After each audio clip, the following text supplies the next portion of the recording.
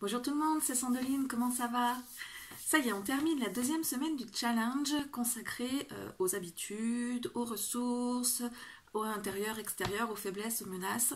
Et aujourd'hui, c'est en toute logique que nous allons parler des défis à relever. D'ailleurs, à ce sujet, les précisions sont importantes car si le mot défi peut sembler évident en pratique, il faut garder à l'esprit que c'est pas forcément lié à nos faiblesses, nos mauvaises habitudes ou même aux menaces, non. Il peut y avoir des défis à relever qui ne sont pas du tout de l'ordre de nos faiblesses ou des menaces, par exemple. Alors ça peut l'être, oui. Si par exemple vous devez parler en public et vous n'êtes pas du tout à l'aise en public, donc là, vrai défi à relever. Mais un défi, ça peut être aussi des choses que vous savez faire, que vous aimez faire. C'est juste une sorte d'embûche qui va se mettre sur votre chemin et qui va vous permettre de réfléchir autrement et qu'on va pouvoir résoudre sans forcément devoir prendre sur soi, faire des énormes actions, etc. Quand je me suis mise à faire mes créations repose-carte, c'était justement à l'occasion d'un défi. J'ai montré mes jolies créations à certaines personnes, c'était pour des boîtes je crois au départ, bref, et on m'a dit « Waouh, chouette, est-ce que tu fais des repose-cartes ?» Et là je dis ça dépend, c'est quoi un repose-carte? Donc on m'a expliqué, on m'a montré, et j'ai dit non, je fais pas, mais je peux essayer de faire. Donc je vais chercher dans les supports, donc j'ai cherché des supports qui pouvaient être déjà faits pour les peindre, etc. J'ai pas trouvé.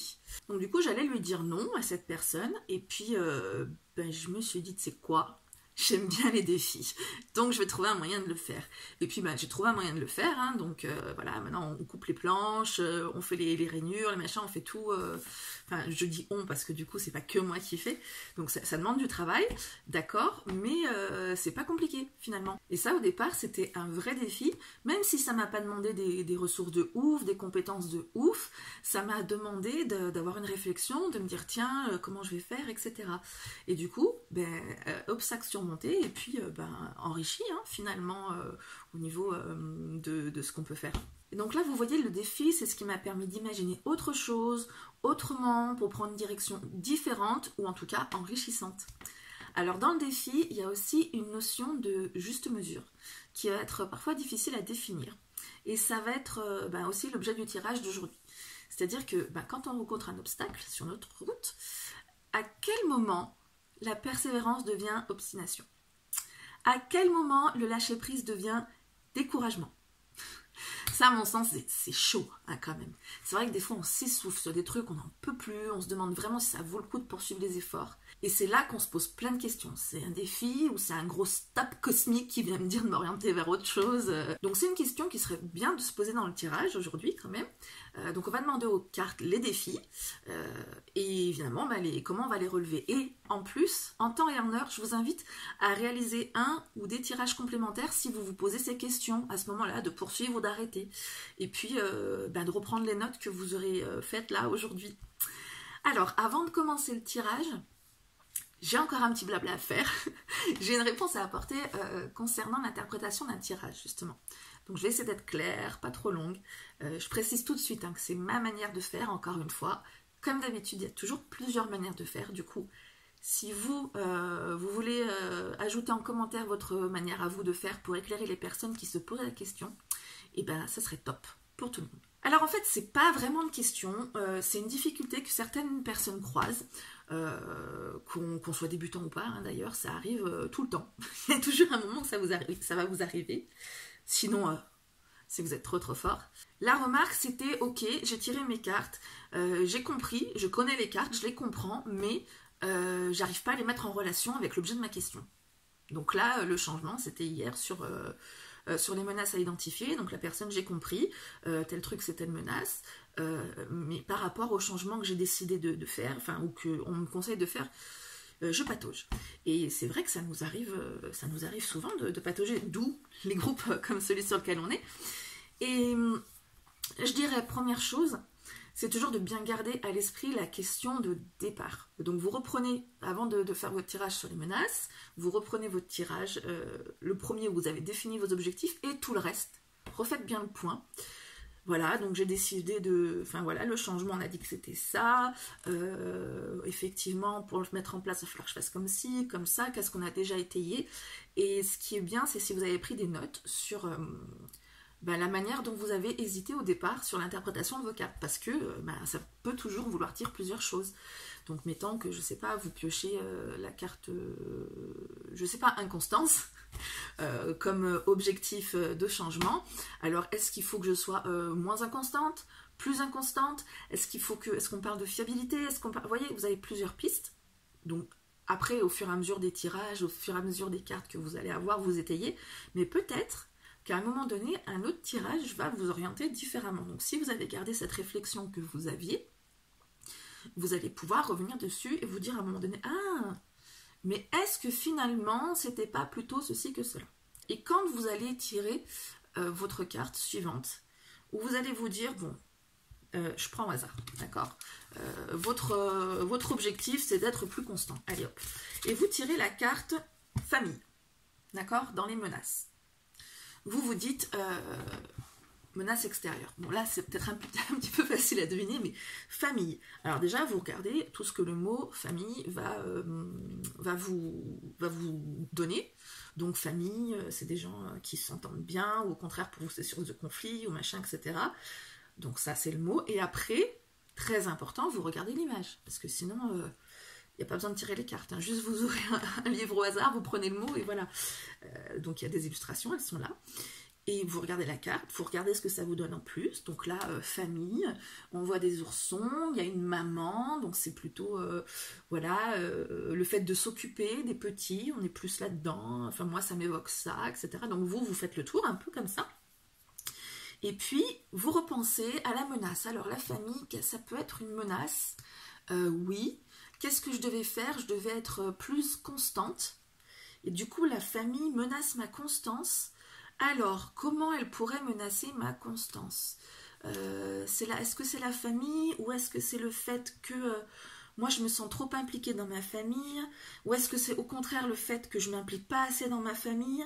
Est-ce que ça va être... Vous voyez, vous faites plein d'hypothèses comme ça en regardant la carte, parce que du coup, dans vos hypothèses, il y a peut-être quelque chose qui va tilter en voyant la carte, parce qu'il y a souvent, c'est comme ça, il y a un petit côté visuel, là, mettons, vous vous dites, ah oui...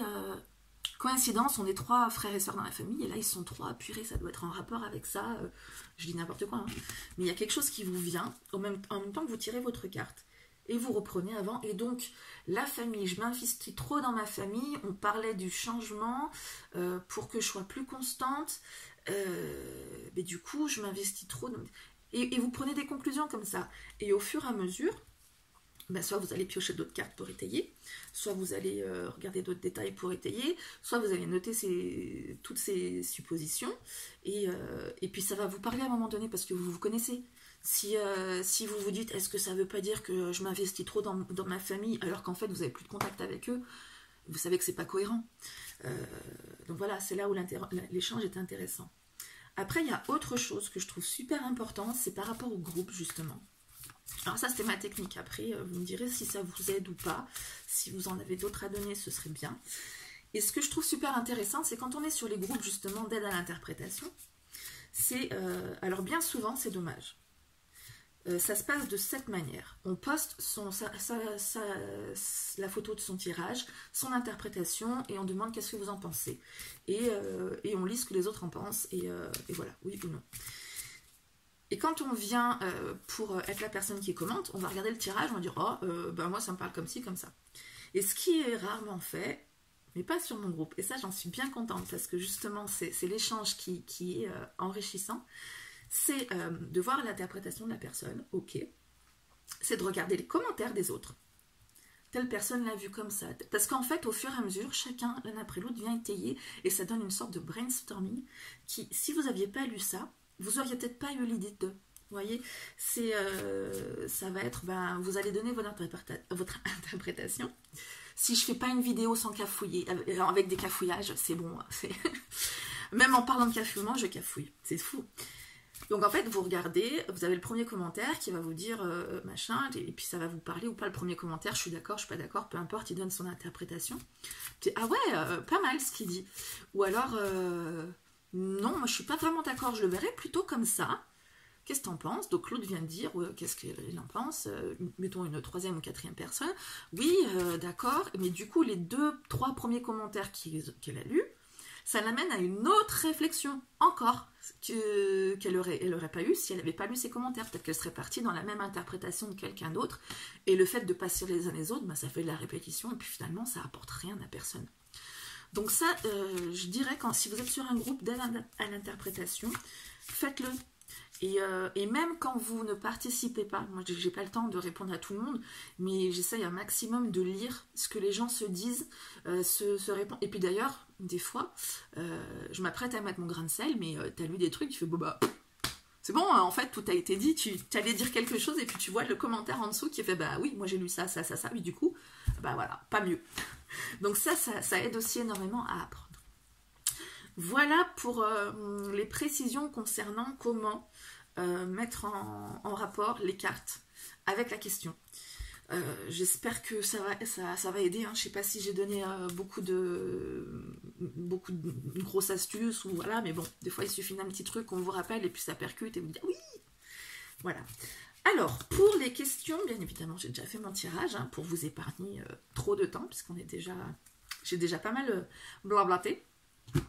J'ai demandé, on est sur quoi les défis? Donc les défis qui vont se présenter à moi dans mon objectif de changement, donc que j'ai défini premier jour. Donc il y avait des objectifs par rapport aux professionnels, ma vie extérieure, par rapport à moi, intérieur, d'autres choses que j'ai envie de faire. Donc on peut faire soit pour ça, pour ça, pour ça. Moi j'ai demandé juste un défi. J'ai tiré la carte beauté. Donc la carte beauté qui n'est pas une carte vénusienne. Je le dis parce que moi au départ je suis partie sur la signification de base de la beauté, l'esthétisme, si joli et tout, alors qu'en fait non. Je commence à avoir ces petits réflexes qui est pas mal de regarder l'influence planétaire. Et c'est vrai que tout ce qui est beau, ça va être plutôt de l'ordre de Vénus. On a dit l'amour, tout ça. Tandis que Jupiter, c'est plus une planète d'expansion, de succès, de choses qui rejaillissent comme ça. Donc ça va être plutôt une histoire de beauté, d'harmonie, probablement. Alors, la première chose qu'on peut se faire comme remarque visuelle, c'est que nous avons, alors sur la carte du Magellan, comme ici, nous avons une fleur qui est épanouie. Nous avons ici couronne et cœur. Bon, sur le Magellan, c'est cœur et couronne. Alors, le cœur qui est en dessous avec la couronne au-dessus, ça illustre un sentiment très noble, qui va être un sentiment d'amour profond. Ensuite, en dessous, il y a une fleur.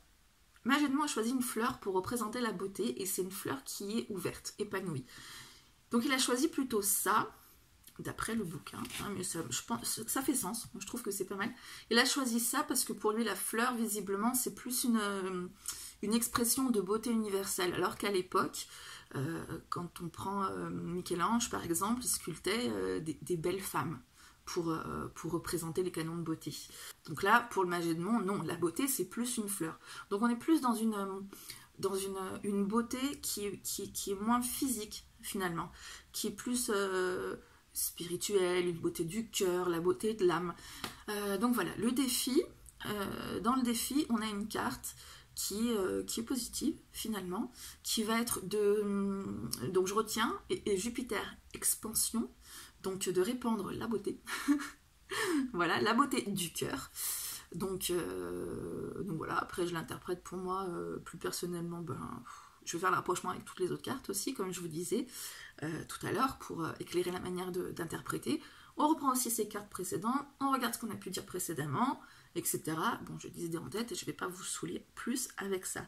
La carte de la beauté, c'est fait. Alors après, pour demander comment je vais relever ce défi beauté, j'ai pioché la carte bonheur, donc qui est aussi une carte jupitérienne sur laquelle je ne vais pas revenir, puisqu'on l'a déjà vu un certain nombre de fois. Je crois que c'est la 3e fois qu'elle me sort, ou 4e fois. Ce que je note simplement, c'est qu'on a aussi une couronne, ici, comme sur la carte précédente, et on est sur le même défi. Donc dans mon interprétation, je vais en tenir compte, je vais me dire tiens, machin, etc. Et voilà pour vous. Ce que je remarque aussi, mais après c'est peut-être l'œil de chromothérapeute, ce que je remarque, c'est qu'on a du rose et du bleu. Donc ça peut, pour moi, ce serait peut-être complémentaire, pourquoi pas. Je vais y réfléchir. Donc voilà pour la carte bonheur, hein. On ne va pas y passer 3 heures. Il y a les autres vidéos si vous voulez qu'on la découvre ensemble. Ensuite, deuxième défi. Je me dis, je ne vais pas en avoir qu'un seul, ce serait trop beau. En plus, c'est la beauté. J'ai eu la carte changement. Alors, quand on parle d'un défi changement, le changement, ben, c'est plutôt cool, hein. Démerde-toi avec ça. Le changement, du coup, on a un soleil, une lune, la terre au milieu, des nuages. On est sur une carte mercurienne, donc on n'est plus sur une carte,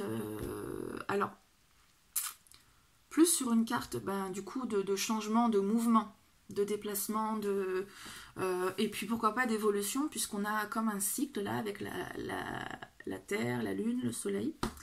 Et alors, ce que moi, j'avais pas remarqué ici, qu'on remarque beaucoup mieux sur la carte du Mage Edmond, c'est qu'on va parler d'éclipse solaire. Et du coup, je vous l'enlève parce qu'il faut que je vous reprenne le livre pour vous parler un peu mieux de ce que le Mage Edmond a voulu illustrer. Pour illustrer le changement, il a choisi donc de représenter une éclipse. Et oui, avec la carte du Mage Edmond, on voit bien que c'est tout aligné, et puis on a de l'obscurité au milieu, donc on voit bien qu'il y en a un qui occulte l'autre, et puis on voit la lune, alors moi je me penche parce qu'elle est là, ma carte du Mage Edmond, mais on voit la lune qui est à moitié, le soleil qui est à moitié, donc visiblement on est bien sur une éclipse, en plus on a les étoiles, hein. Et donc à l'époque c'était un événement astronomique qui était assez fort, qui était particulier, c'était associé au présage. Alors heureux ou malheureux, mais en tout cas c'était un gros changement, quoi. C'était un bouleversement, on peut dire. Alors c'était dans les anciennes cultures un événement angoissant. Mais en même temps le changement c'est sortir de sa zone de confort, donc c'est toujours un petit peu compliqué. Et du coup bah, ça nous fait penser carrément aux mutations, à quelque chose qui va vraiment changer. Et avec Mercure, moi je pense à l'ordre de l'échange, à l'ordre de la communication. Ça résonne en plus pour moi. Ça va parler de... Ben, j'ai envie de parler d'orbite, parce que moi de voir ça, ça me donne l'impression vraiment de cycle et d'un orbite. Donc voilà, pour la carte changement, j'ai pas d'autres précisions à vous apporter. Si ce n'est qu'au niveau couleur, vu que mon œil... du coloriste est toujours là, on a le mélange du bleu et du rose de tout à l'heure avec le violet. Donc je ne sais pas si je vais pas prendre ça aussi dans mon analyse. Ensuite, ben, comment relever le défi du changement? J'ai pioché une carte qu'on n'a pas vue non plus, qui est la carte La Table. Alors elle diffère de celle du Mage Edmond, que je vais me reprendre sous les yeux. Pas de grand chose, hein. On a toujours une table, enfin on ne la voit pas la table, ni sur celle-ci, ni sur la carte du Mage Edmond. On a, bon nous on a les couverts en plus et la chandelle en plus, mais ce qui est repris, c'est que, alors, là on devrait avoir, et on n'a pas l'amphore, qui est quand même important pour l'époque, je vais vous dire pourquoi. Mais on a deux récipients qui sont différents. Au cas où vous avez vu l'amphore et les deux verres en vous disant, ouais c'est la convivialité. Oui, c'est ça, c'est la convivialité, on est sur une série vénusienne, donc on parle de partage, de fête, de joie, de communication, tout ça, de plaisir aussi, puisqu'on est sur une carte vénusienne, donc le plaisir de manger, hein, au niveau épicurien, et puis de partager aussi. Mais on va parler aussi d'équilibre, ici. Alors, l'amphore, dans la carte du Mage Edmond, est très représentatif puisque à l'époque ben, c'était le contenant du vin, et donc le vin chez les Romains ben, c'était très important, donc ils en stockaient en masse, en même temps pour eux ben, la convivialité c'était important. Et après on a deux coupes donc, qui sont différentes. Il y en a une qui ressemble au Graal, à la coupe chrétienne en fait, qui est un symbole très fort chez eux, hein, puisque dans la scène, le Christ le partage en disant « buvez ceci mon sang », donc c'est quand même quelque chose d'assez fort. Et le mythe du Graal d'ailleurs, je disais Graal en même temps, il repose sur cette légende, cette scène, voilà. Et ah oui, j'aurais pas pu vous le dire sans l'avoir le livre sous les yeux. Le mythe du Graal repose sur cette légende qui dit que le sang du Christ mort sur la croix aurait été recueilli dans ce calice par Joseph d'Arimathie, inspirant ensuite toutes sortes de légendes. Voilà. Donc la principale légende, c'est qu'en buvant dans le Graal, tu as la jeunesse éternelle. Et du coup, on a une autre coupe plus basse. Et du coup, il y en a une qui représente plutôt, mais alors celle-ci, elle n'est pas comme dans celle du Mage Edmond. Celle qui est dans la carte originale, elle ressemble plutôt au ventre d'une femme. Est-il dit? Donc c'est le réceptacle de la vie, donc c'est l'énigmatique ambiance féminine sacrée apportée par la carte vénusienne. Bon, en tout cas, on retient qu'on est sur une carte qui est conviviale, où on a des choses qui se jouent quand même. Autour de la convivialité, il peut y avoir des discussions importantes, il y a beaucoup de partage, il y a beaucoup de communication. Qu'est-ce qu'il nous dit ? Ah oui, il nous parle aussi d'invitation. Ça peut être une invitation à la table. Donc, bon, voilà. Et puis, après, j'ai demandé... je vais y passer 3 secondes, parce que j'ai demandé, est-ce que vous avez des choses à me dire, petit Béline? Inconstance, bon. Je sais pas si je vais la piocher chaque jour, celle-ci, mais bon, ça va, c'est bon, j'ai compris. Béline me dit, Inconstance! Ok, Inconstance, voilà, et bien on va s'arrêter là. La vidéo est assez longue, j'en suis désolée. Je vous souhaite un très très bon week-end, de bien vous remettre de vos 2 semaines de challenge, et puis on se retrouve lundi pour la dernière semaine de challenge qui va parler de mise en œuvre de tout ça. Allez, je vous fais plein de bisous, je vous dis à très bientôt.